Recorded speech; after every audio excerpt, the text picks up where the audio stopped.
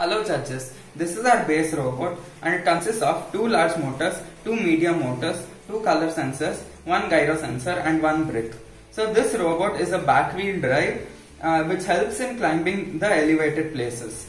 And these 2 medium motors are connected to bevel gears over here which controls these 2 dog gears.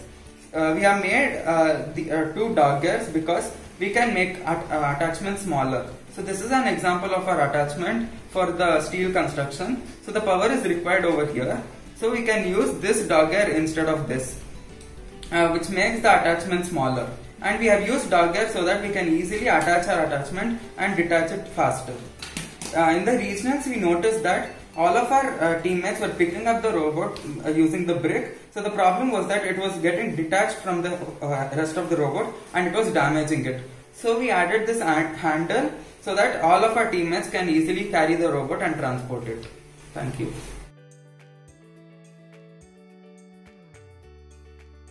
The robot moves front, takes a right turn and moves until it finds this line, and using the 2 color sensors on the base robot, it's going to follow this line until both the sensors senses black. After that, the robot is going to move front, takes a left turn and comes near the steel construction. Using this axle, it's going to lift up the steel construction. After it lifts up, it's going to come back, turns and comes near the safety factor. And using this axle, it's going to push this safety factor down so that 2 beams get released here as well as 2 more here for a total of 4 beams. And then this beam gets rotated to this side, which makes and releases this wing. Then it goes back to base.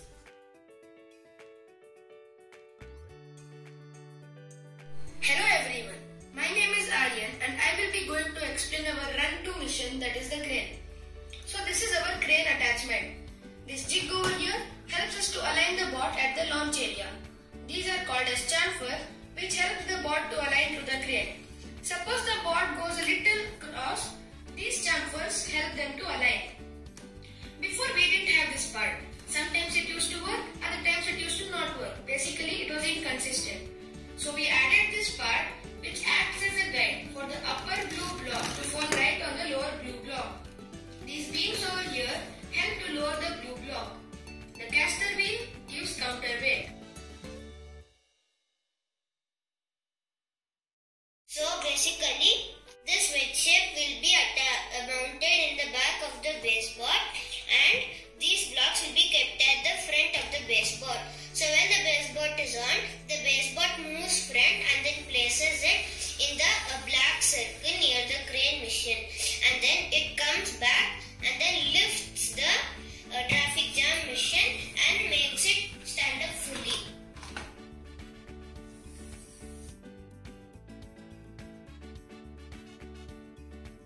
My name is Arnav and now I am going to talk about our run-for attachment.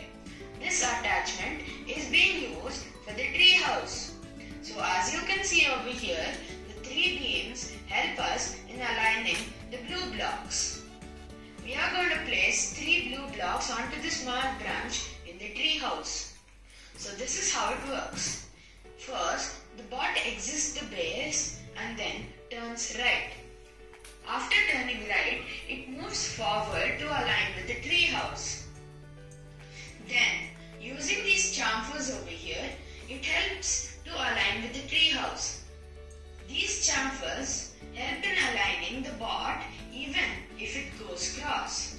So, the blocks are put on to the small branch using your turntable. The motor transfers the power to the turntable.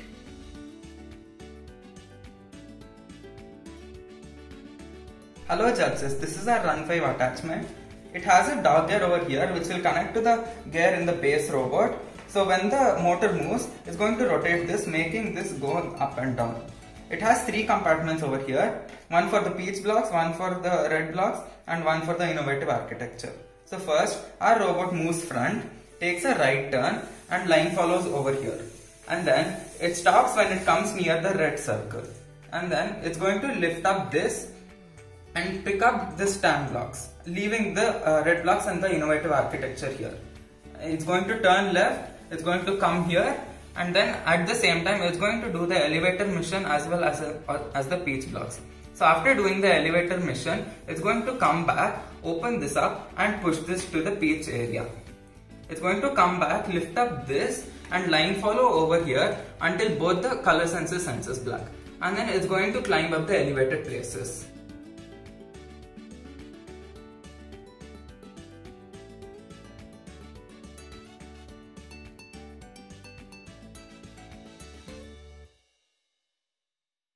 Our initial sessions was related to mission planning. So together as a team, we decided all the missions that we would implement based on location, navigation and easiness. We also conducted a beam test to find out all the missions that we could do using just a beam. We brainstormed everybody's ideas related to the design of the attachments and the baseboard. We were divided into sub-teams so that the task that was given to us could be handled out easily and completed on time. Thank you.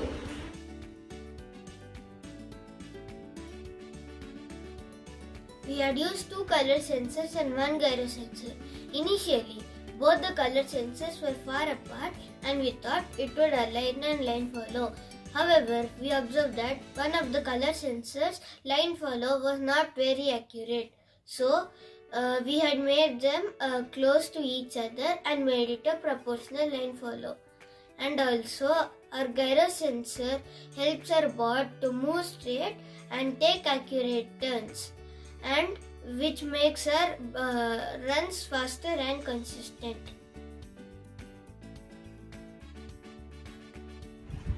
So initially for the elevated places mission we used beams.